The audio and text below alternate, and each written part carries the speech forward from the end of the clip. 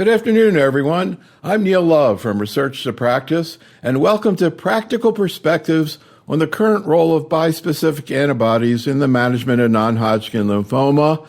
This is part of our new What Happened at ASH series. This is the third program we've done this week on this topic, in terms of what happened at ASH.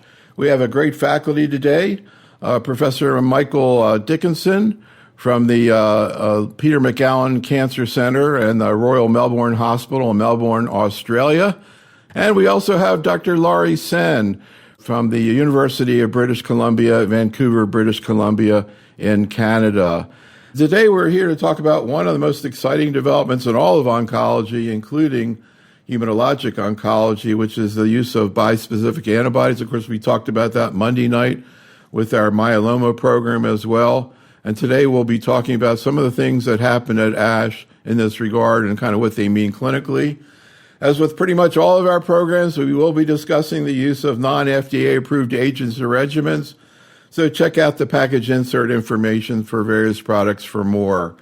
Both of our faculty are going to give presentations today, summarizing some of the key data sets presented at ASH.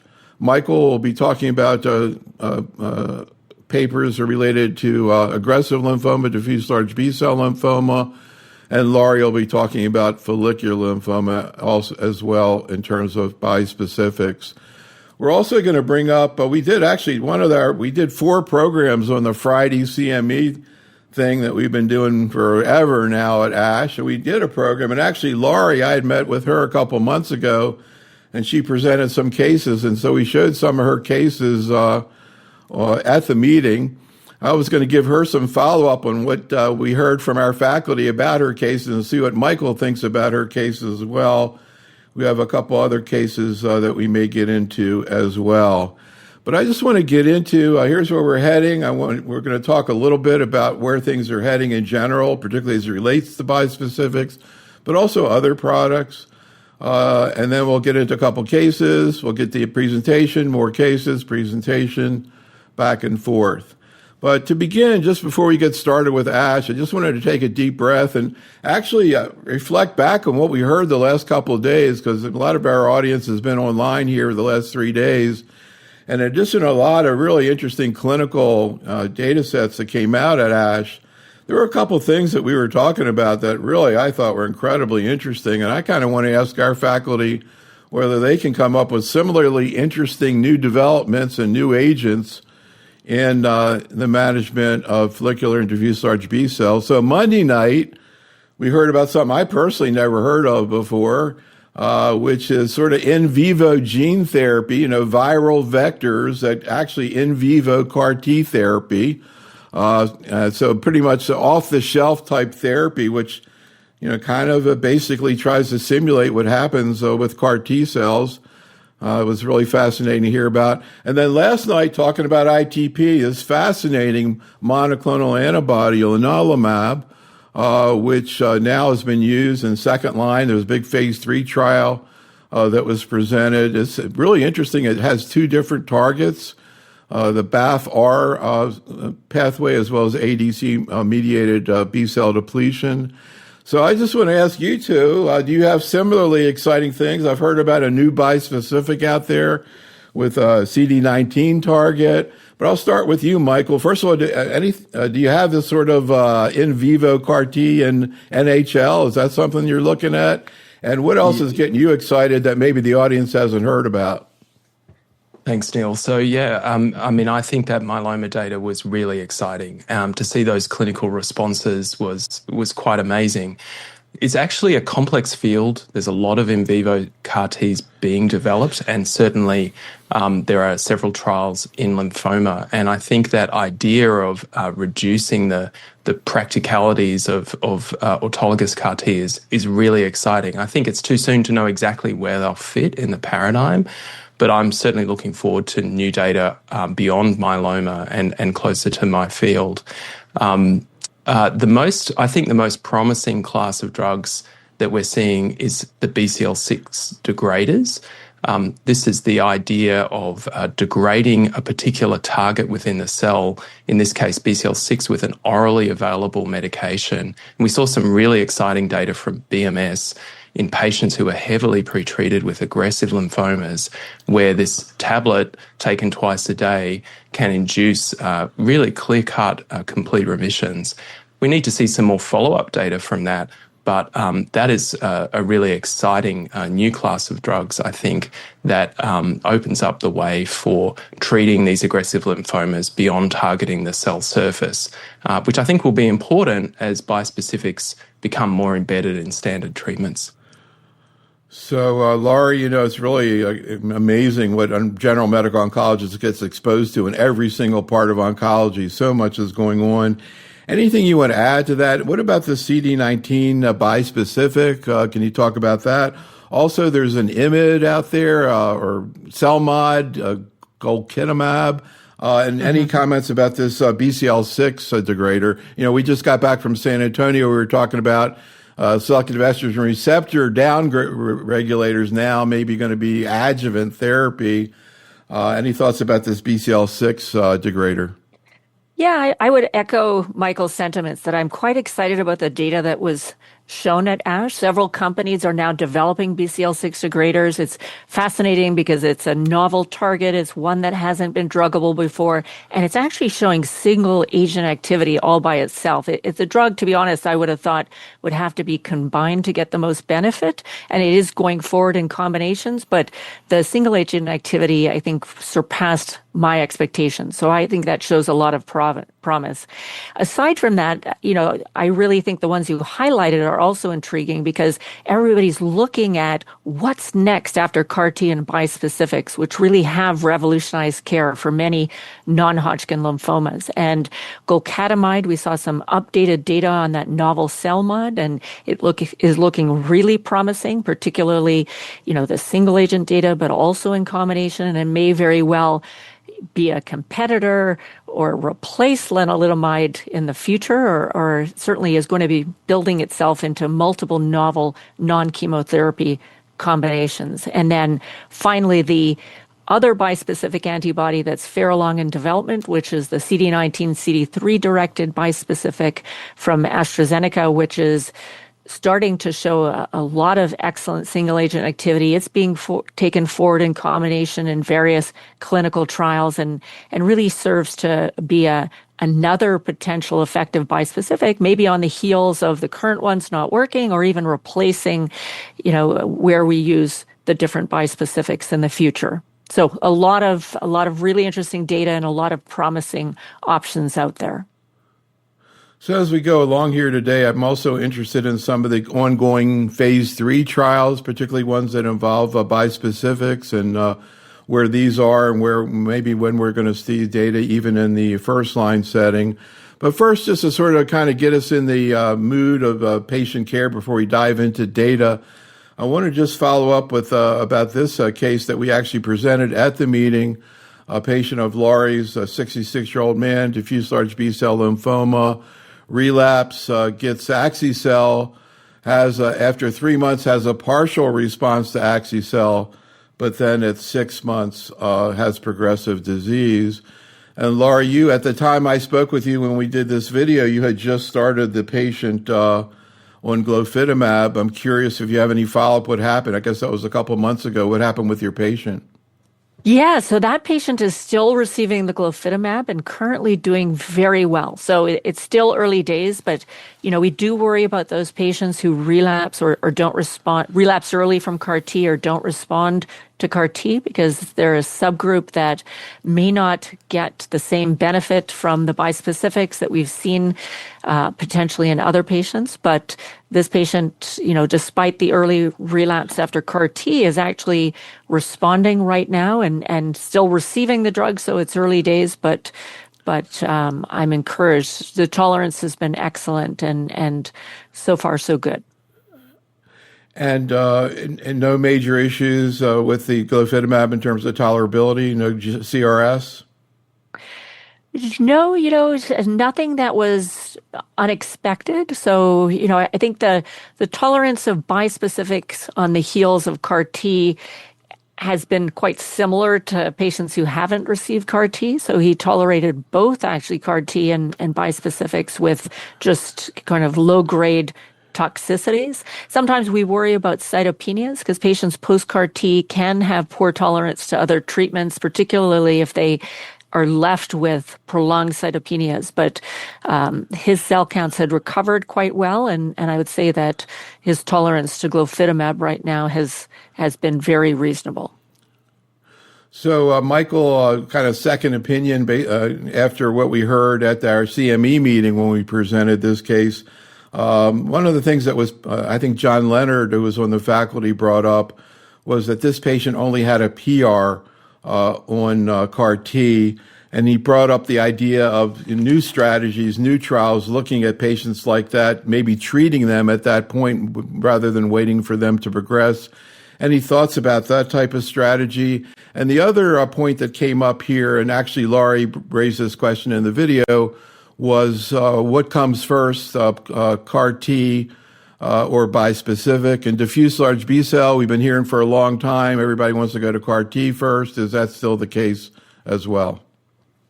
Yeah, well, I mean, it's hard to say that I would do anything differently in a case such as this, and the patient's outcome in some ways speaks for itself. But refractoriness to CAR T is a poor prognosis situation, and it's clinically challenging. And using conventional chemotherapies or drugs that could worsen cytopenias is a problem. And so I think that the bispecifics are really the default in that space at the moment. And then, yes, there are a number of investigational trials being done in this space. We are doing a study looking at patients who have ctDNA positivity after CAR T cells, where we're trying to come in early with the bispecific antibody, because we've learned from the bispecific studies that having a lower burden of disease responds better to treatment, and so we're trying to capture the patients when they have a minimal burden of disease to prevent progression. That's exploratory at this time. I think we know that patients who have a partial response to CAR T can have an evolving response some of the time, but we like to see patients in a complete remission. I think that CAR T at the moment is placed in certainly younger, fitter patients as a default second-line treatment because of the randomized studies showing a clear-cut progression-free survival and overall survival in that context, at least with axi-cel and liso-cel. And so in practice, CAR T's pretty firmly in that second-line space for most patients. But we know that access to CAR T is a problem, and there are many patients for whom CAR T can't be delivered. And I think that's the space where the exciting trials of bispecific antibodies also showing, in combination, also showing progression-free and overall survival advantage over standard chemotherapy are very convincing. So we'll see some patients who get bispecifics first, at first relapse, and then for the younger, fitter patients where they have access, I think CAR T is fairly firmly placed in that paradigm, in that space. So, Laurie, what's your current take in terms of eligibility for CAR T? We had another case presented of a patient who had some COPD, was actually on oxygen.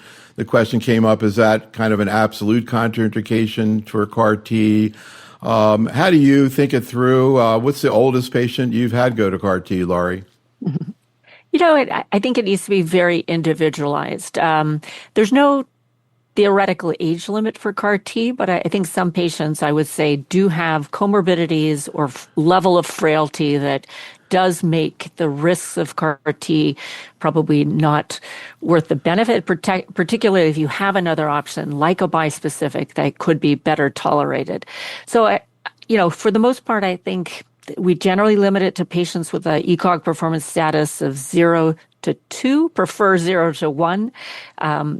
Patient with COPD on oxygen, I think if that has been a chronic condition and he's otherwise stable, I'd probably still refer him to my CAR T experts to kind of weigh in on the risk-benefit ratio. But I think because many of these patients, it is a potentially curative therapy that, we do give patients the benefit of the doubt, but it all depends on what your other options are. And I think there are undoubtedly patients that have other medical issues that prohibit them from going forward. So, Michael, another case that was presented, this is from Dr. Lunning, was a 68-year-old man, history of type 2 diabetes, heart failure, COPD. Actually, I think this was the patient with COPD with oxygen, with relapse disease, who initially got glofitamab Gemox, had a difficult time with the Gemox, and then currently was on glofitamab, relapsing double hit diffuse large B cell. Any comments about the use of this combination and how people tolerate it, and any other comments about this scenario in this case, Michael?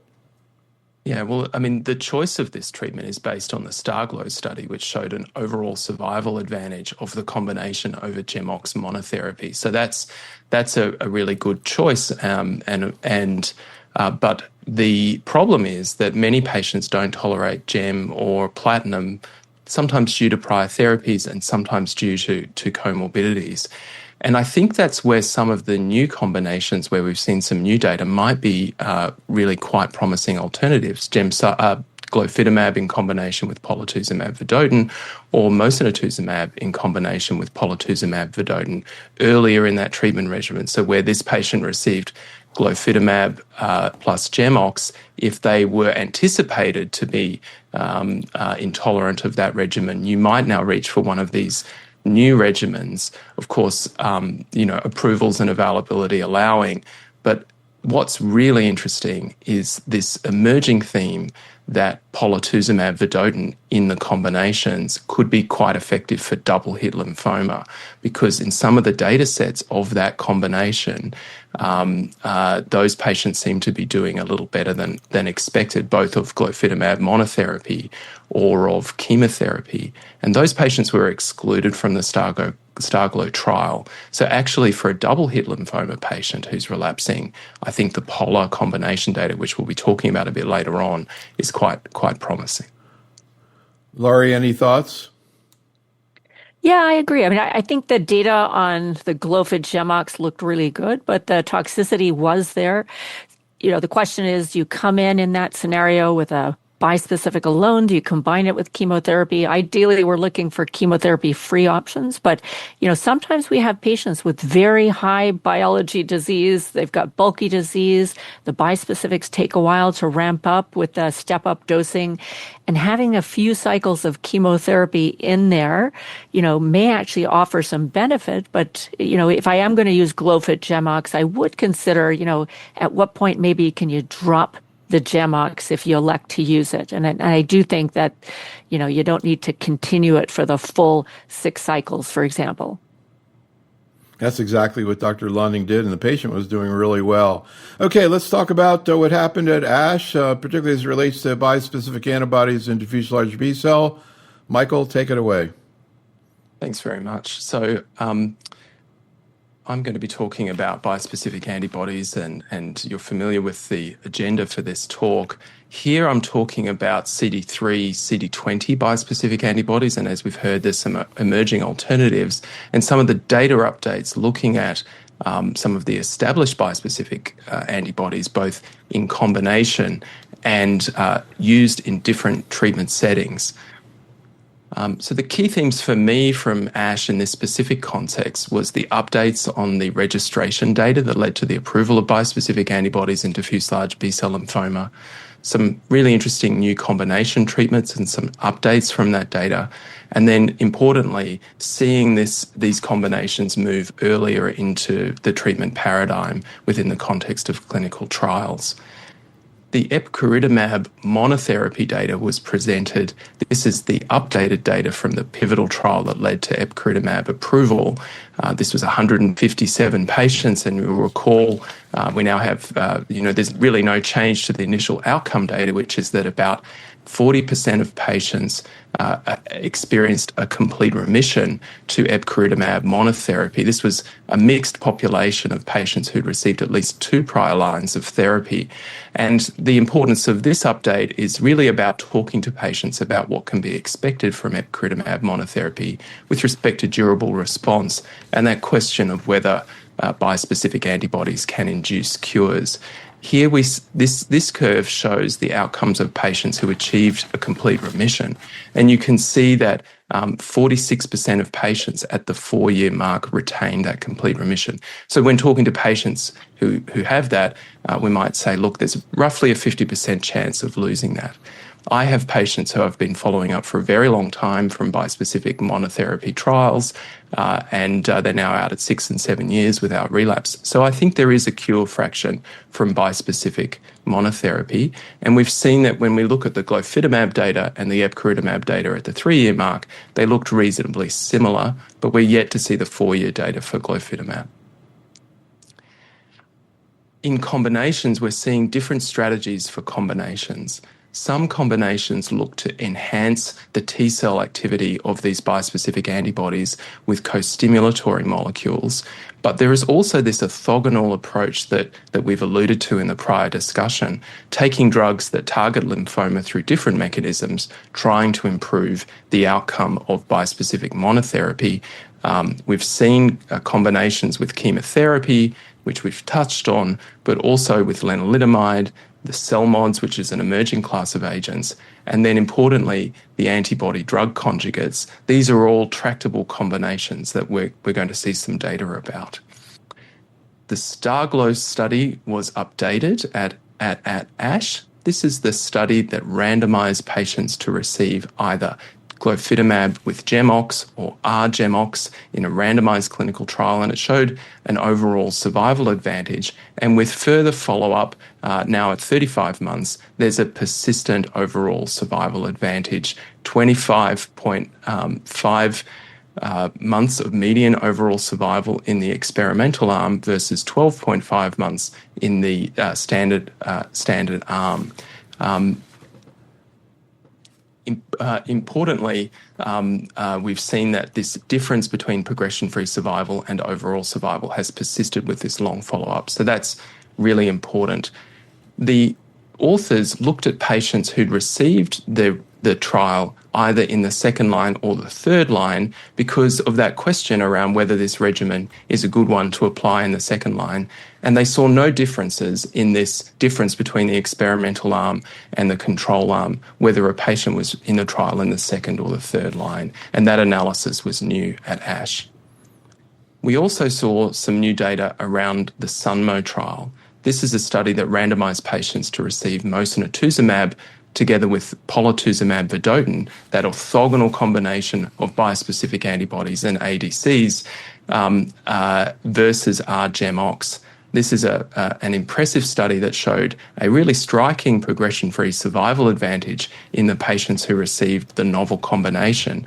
And what's striking about this combination is the very low cytokine release syndrome rate and the fact that it can be given as an outpatient regimen and the fact that it's been developed as a fixed course regimen. So very exciting data. We've seen some of that before, when here the investigators looked at differences in quality of life and have shown that in the MOS and POLA arm, by certain measures, there are clear improvements in quality of life as time goes on. Quality of life being dependent both on the presence or absence of disease, but also the toxicity of the regimen. And so we saw some updated data around that at ASH. Glofitamab, which has a higher rate of CRS than mosunetuzumab, but appears to induce a higher rate of complete remission and is perhaps a more potent bispecific antibody that's approved in diffuse large B-cell lymphoma, has also been combined with polatuzumab vedotin. And that data was published in the Journal of Clinical Oncology recently. What was updated at ASH and presented at ASH was this really interesting analysis of how patients with double hit and triple hit lymphoma or dark zone lymphoma performed in this combination. The authors deliberately enriched the study for patients with high-grade B-cell lymphoma and double-hit lymphoma. So it's quite enriched for a study such as this, with roughly 30% of patients falling into that category. We normally see about 10% of patients falling into that category in a trial such as this. And you can see really impressive progression-free survival that seems to be independent of that category. And that, I think, is an important signal about the role of ADCs in this particularly difficult subtype of lymphoma to treat. Now, moving to new combinations, we've touched on golcadomide, which is a cell mod. Its mechanism of action is not hugely dissimilar to lenalidomide, but it's significantly more potent. There's some monotherapy data that it's active in diffuse large B-cell lymphoma. Now we're looking at a combination of golcadomide with either mosunetuzumab or glofitamab, and with different doses of golcadomide evaluated. Here, patients had received either a median of 3 prior lines for mosun or 2 prior lines for glofitamab. And you can see the toxicities on the right-hand column are pretty consistent with what we see with both agents. Neutropenia is an issue that is typically manageable, and cytokine release syndrome that seems to be proportionate to bispecific monotherapy. So no real surprises there in terms of toxicity. Activity appears promising, noting that these are really small numbers, quite preliminary data of patients treated at different doses, but overall response rates and complete remission rates that seem significantly higher than bispecific monotherapy. But we really need to see some expanded data before we understand how real that is. But again, some further evidence that combinations might outperform monotherapy bispecifics. Some of the most exciting data at ASH and over the last 12 months has been around moving bispecific antibodies into the front line. There are currently run frontline studies looking at the addition of bispecific antibodies to chemotherapy with epcoritamab and glofitamab well advanced in that development, and odronextamab also recruiting to trials there.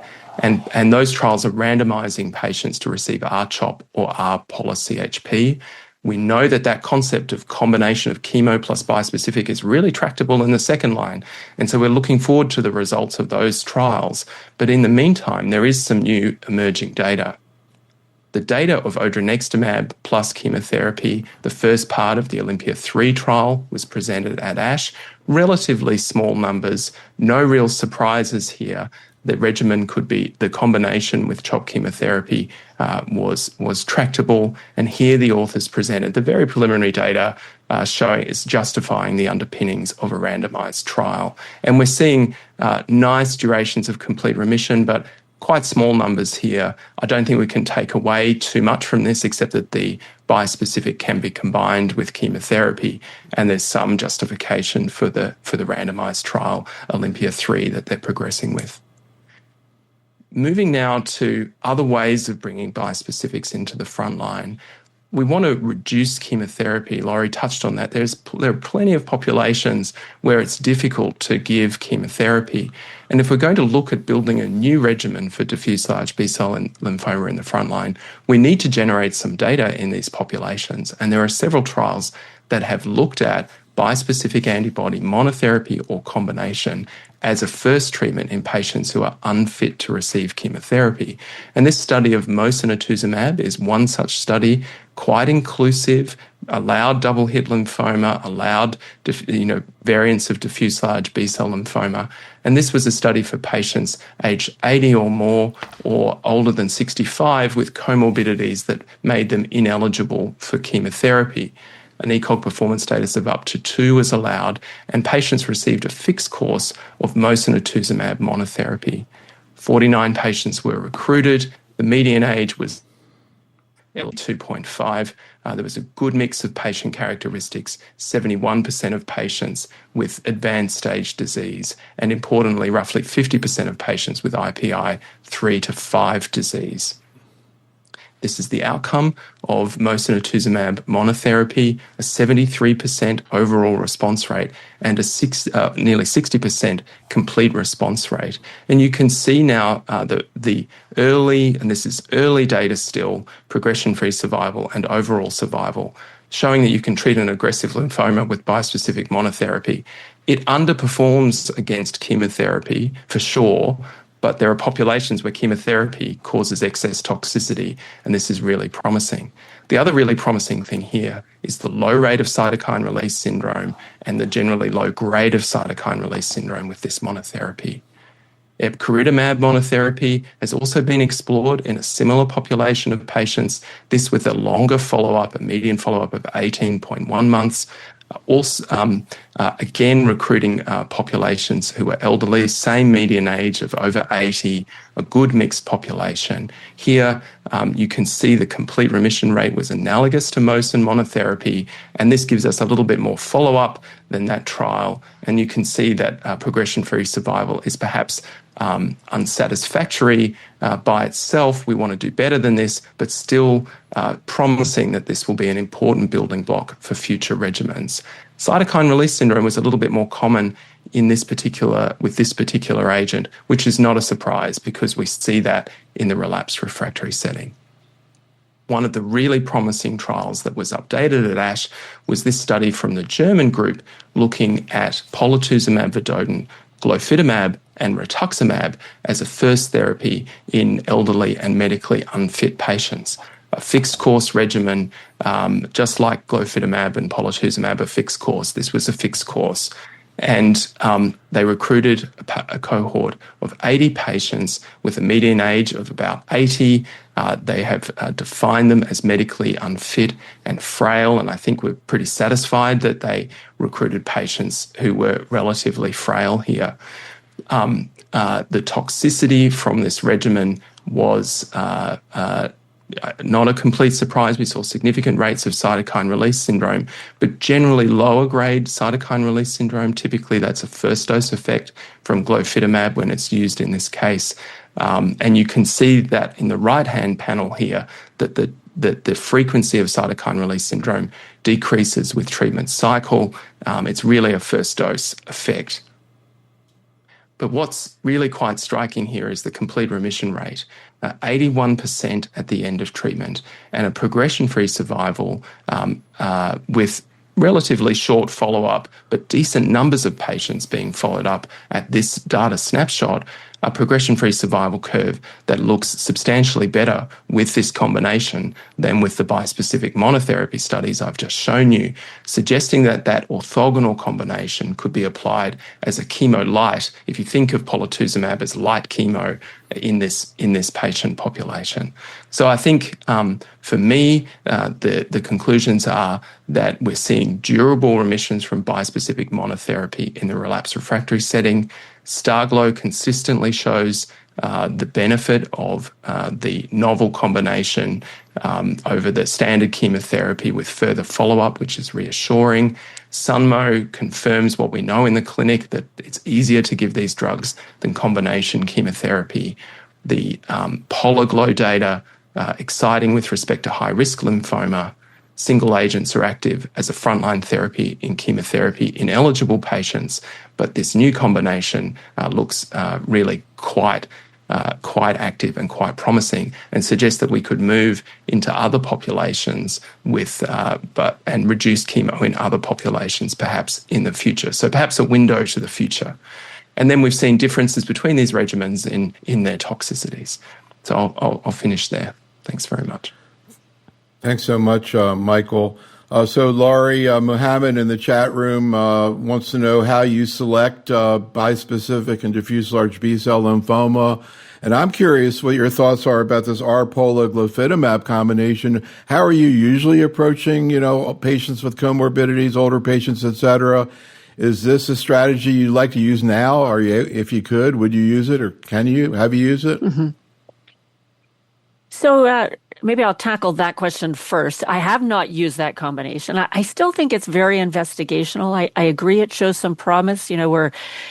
We're enthusiastic that with longer follow-up, we will believe glofitamab is curative or has potential for cure. So why not move it forward? And there may be people that you can spare chemotherapy from. But I have to say, I think it's still very early data. That regimen is not without toxicity. The neuropathy was quite profound. The neutropenia was quite profound. So to say it's a chemo-free or chemo-light combination, it is not necessarily toxicity light. Although I think the data is intriguing enough, and I believe that they are trying to move that forward in a comparative trial. But personally, before I used it, I'd need to see more data. And then the And then question regarding how to select which bispecific in aggressive B-cell lymphoma, I think, the ones that are approved right now, which is epcoritamab and glofitamab, in my mind, the efficacy data looks interchangeable. And so I think it's a matter of preference. As you know, by design, glofitamab was given in a finite way, and epcoritamab was initially as monotherapy been given to progression. Although, if these have curative potential, giving a bispecific to progression may not make sense. And I think there has to be some arbitrary cutoff used for those bispecifics that were intended to be given to progression, because we do see mounting toxicity, particularly with infections over time. So I use both glofitamab and epcoritamab in my clinic, usually discussing the logistics with the patients and letting them choose.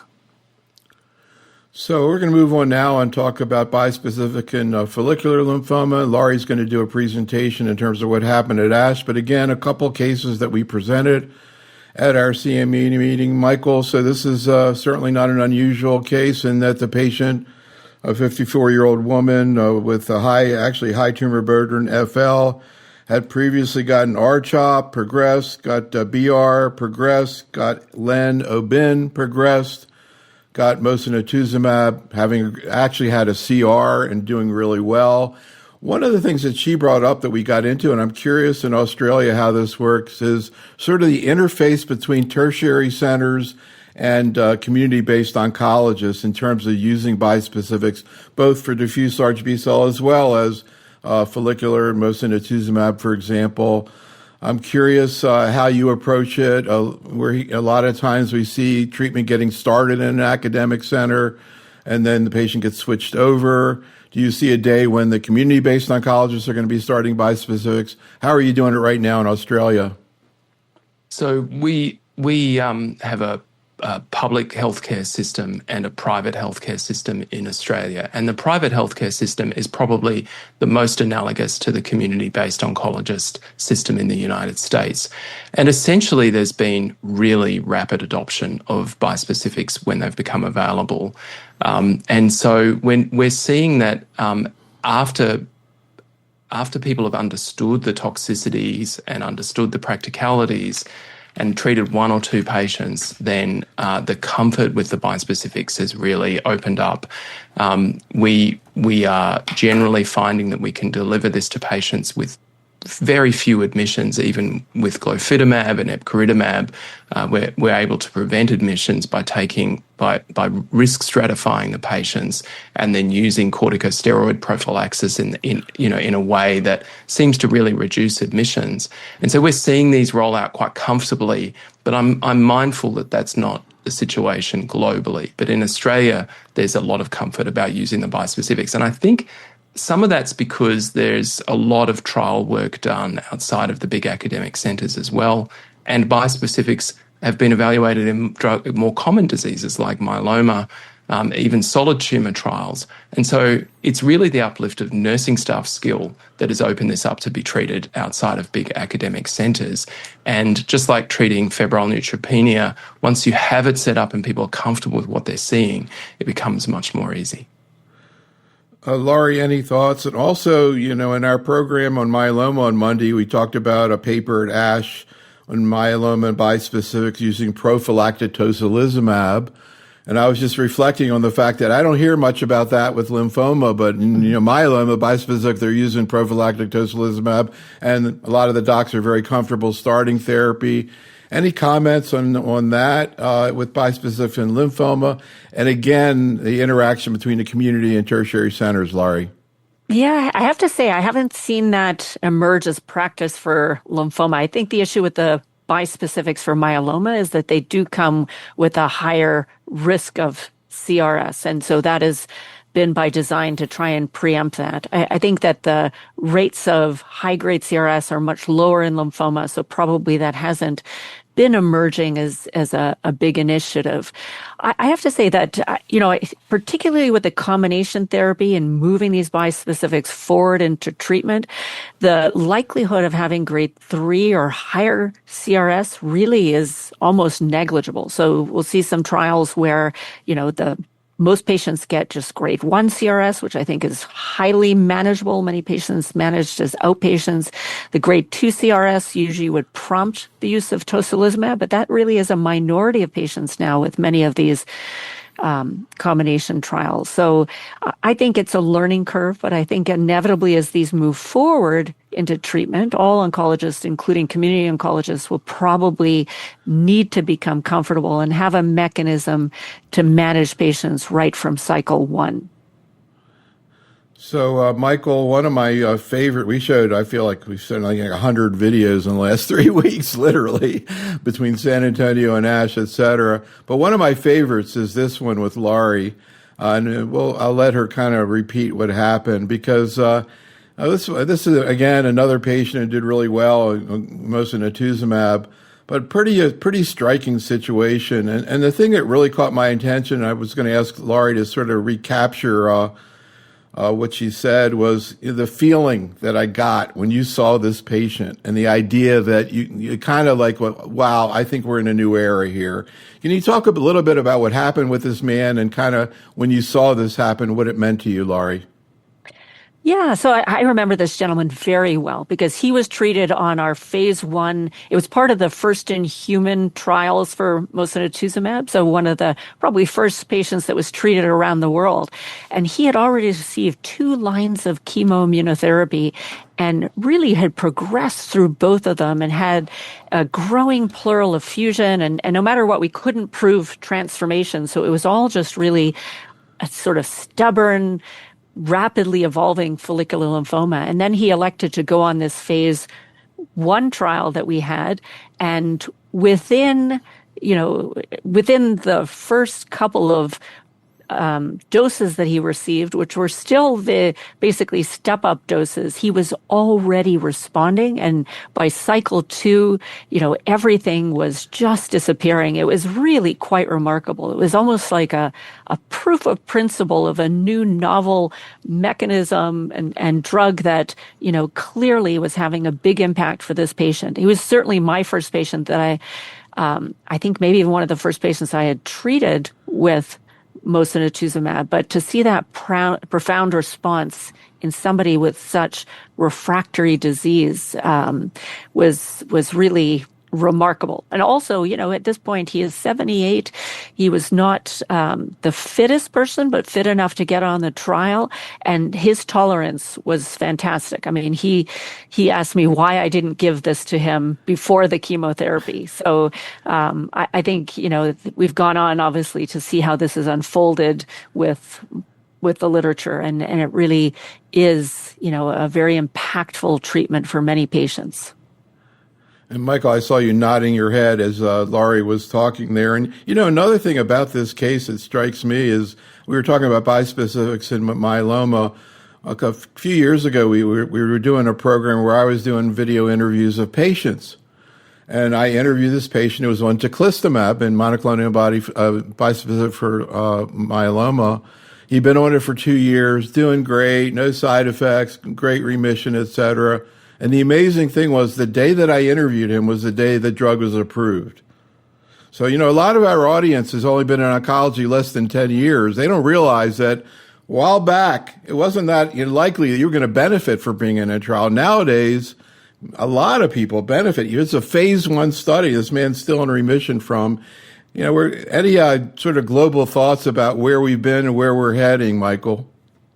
Oh, look, the reason I was nodding was because Laurie was describing a situation that I had experienced too, treating patients in the phase 1 study of a bispecific, and these patients had highly refractory disease, and you were seeing these responses, often at quite low doses.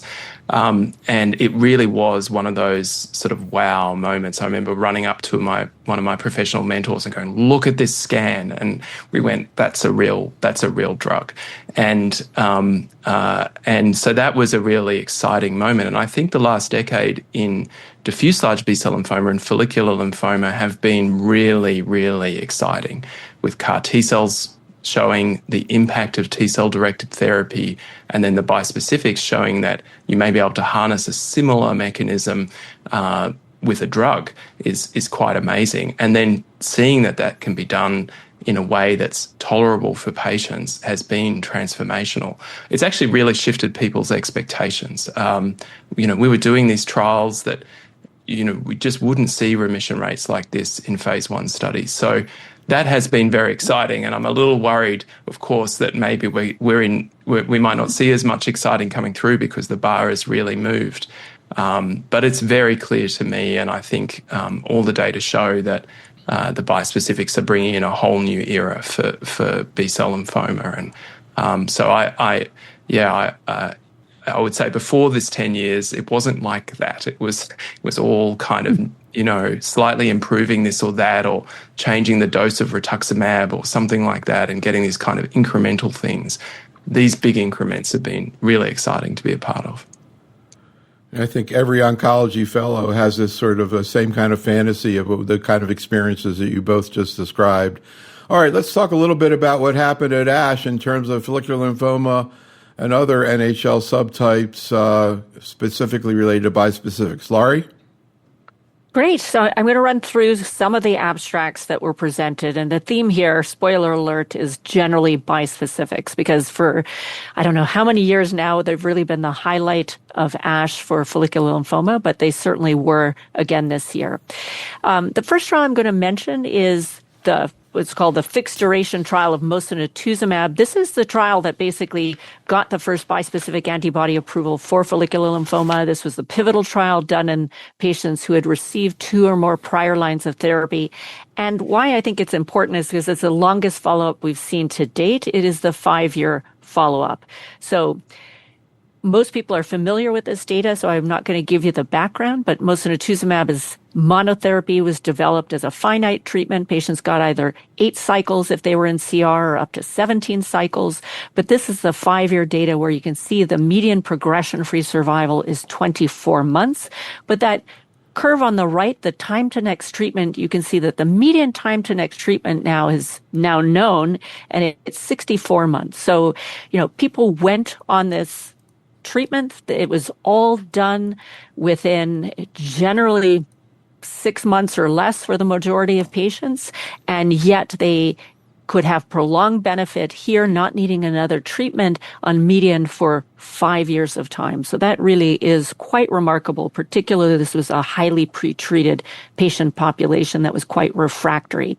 Looking at those patients who achieved a complete response in this trial, the progression-free survival does show that many patients now out 5 years have had sustained progression-free interval.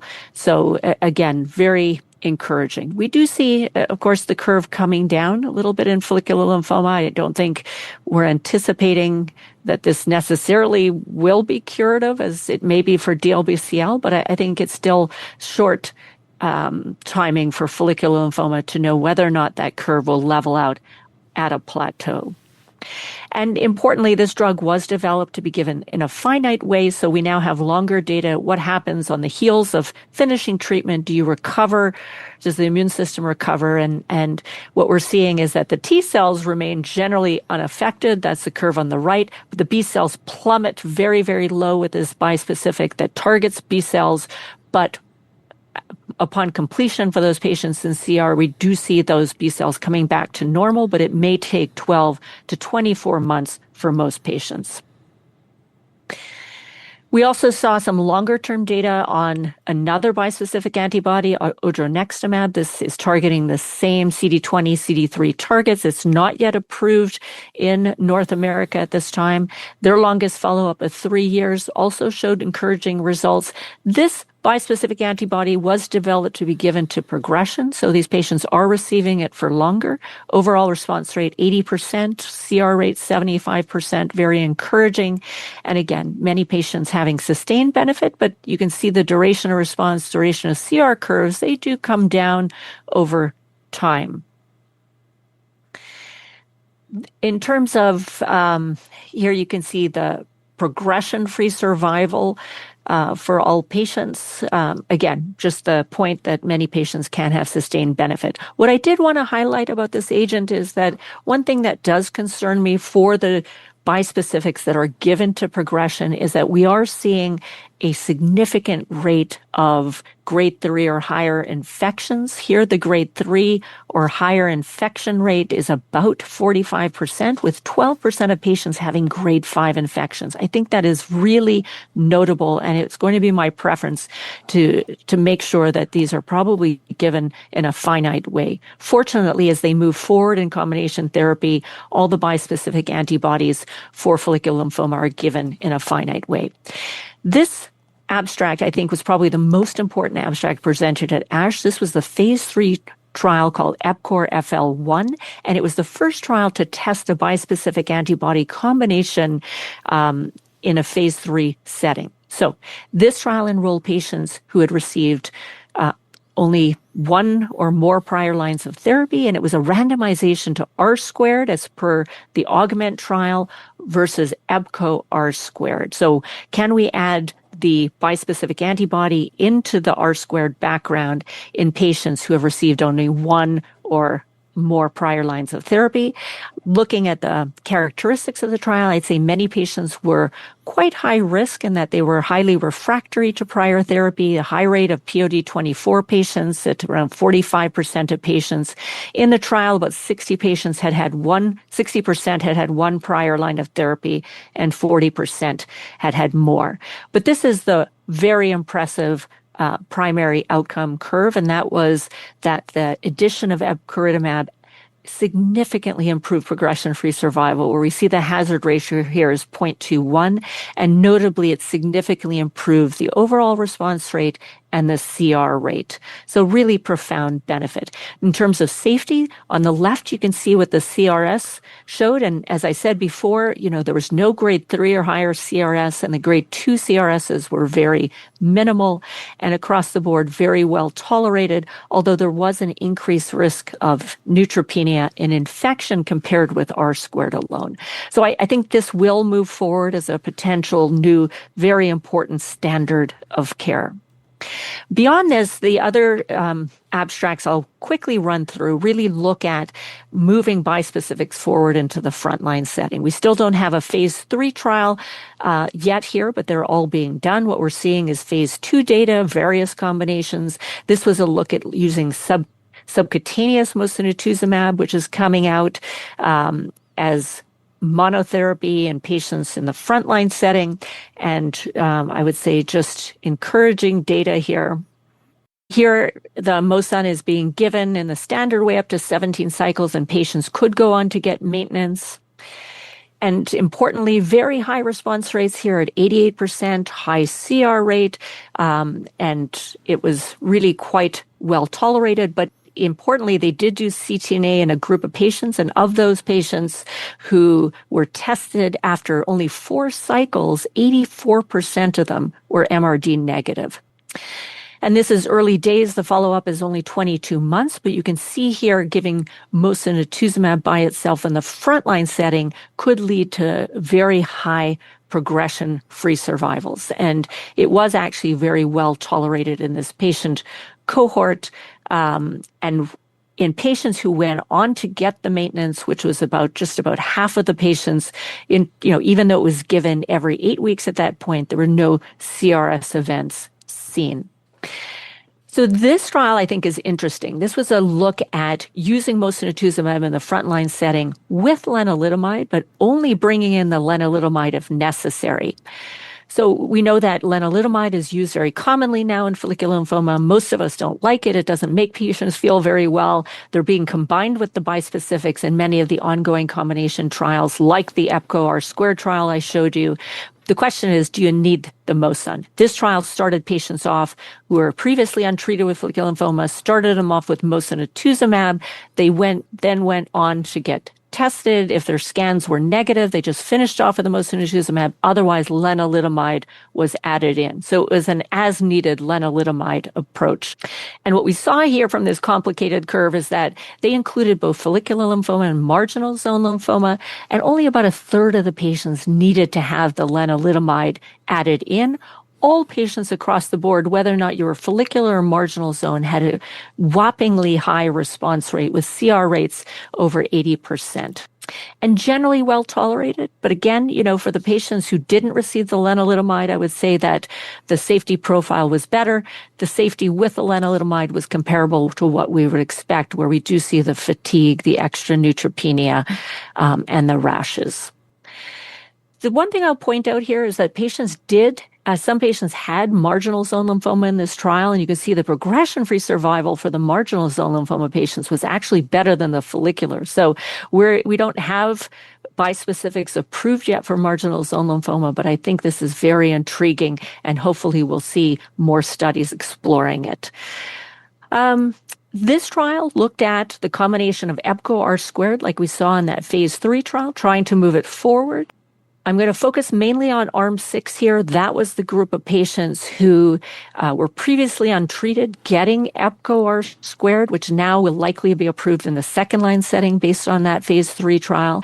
But what happens if you give EPCO R-squared in the frontline setting? Well, very impressively here, the overall response rate was 95%, CR rate almost 90%.